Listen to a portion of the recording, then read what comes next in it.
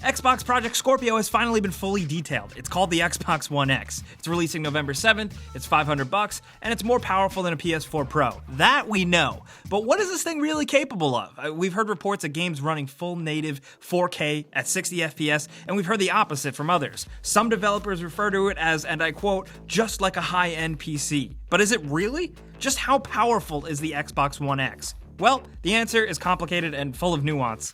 Let's talk specs, but with some context. The Xbox One X has gotten a healthy bump in RAM with 12 gigabytes of GDDR5 memory up from the original 8 gigs, coupled with a healthy 32 gigabits per second of memory bandwidth. That's compared to the roughly 192 of the original Xbox One. It has a custom 8-core AMD processor clocked at 2.3 GHz, which seemingly took the bulk of the development time and seemingly miracle work, with a custom vapor cooling system similar to what you could see in some servers. I mentioned the RAM and memory bandwidth first because it's the most generous upgrade the Xbox One has, and the bandwidth speed is expected to help with high-resolution gaming, where the rest of the graphics performance may fall slightly behind. Microsoft talked up true native 4K as a big buzzword with some actual proof. I mean, we got to see Forza Motorsport 7 running at 60 FPS and native 4K resolution running pretty flawlessly. In my hands, up and running, everything. But could this be a fluke? I mean, one lucky game that nailed it?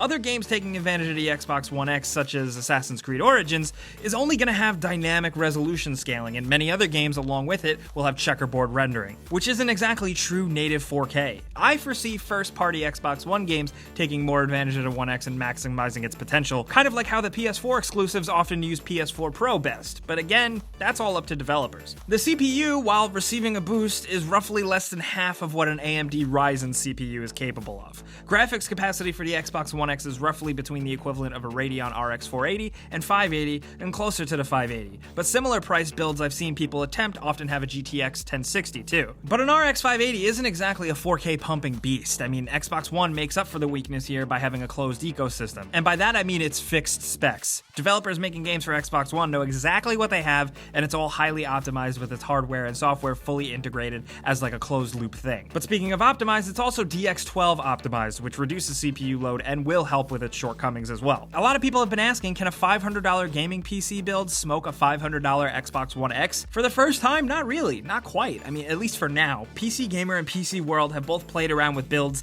that offer similar specs that cost anywhere between $100 to $300 more than an Xbox One X. This is, of course, with a 4K UHD Blu-ray drive included, something that a lot of PC builds just don't even bother with. Either way, though, it's not a complete win for the Xbox One X because the PC ecosystem and economy is changing every day. I mean, there's new optimizations, new hardware releases, and changing prices. The reason PCs always have a leg up on consoles, power-wise, is because the PC market moves drastically faster than the console market. The Xbox One X itself, like the PS4 and PS4 Pro, took years to develop, test, certify, and release to market. By the time a console releases, it's usually already a few years behind. But the Xbox One X comes closer than a console ever has to be able to stand next to a modern PC build, but it's for a very specific reason, that 4K capability. While it may not have the power to render crazy things like, say, NVIDIA hair effects or something, it does apparently have an easier time pushing 4K resolution than a $600 PC build would. Console-wise, like I stated, the Xbox One X is more powerful than the PS4 Pro. That we know by a spec sheet, but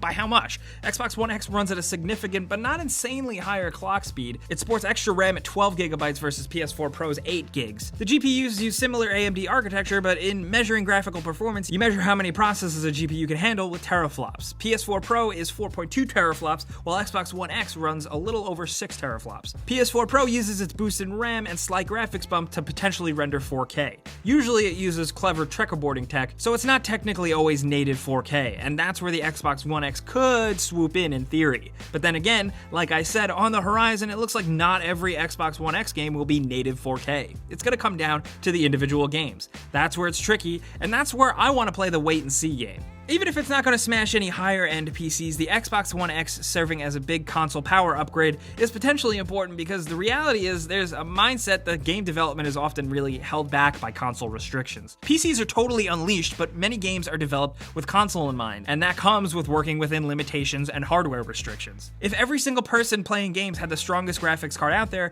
many people believe we would see faster innovations and leaps in gaming tech. But since developers are working with various consoles and PCs at a lower end, Things take much longer, but with stronger consoles means more advancements in gaming tech for everybody, hopefully. I mean, maybe we won't see it affect this console cycle much, but in the future, we sure hope so. So here's to the Xbox One X, and you know what? The PS4 Pro for that matter. Good luck, guys. We know you guys aren't going to defeat PC gaming by any means, but we will definitely give you points for trying harder than ever in the graphics department.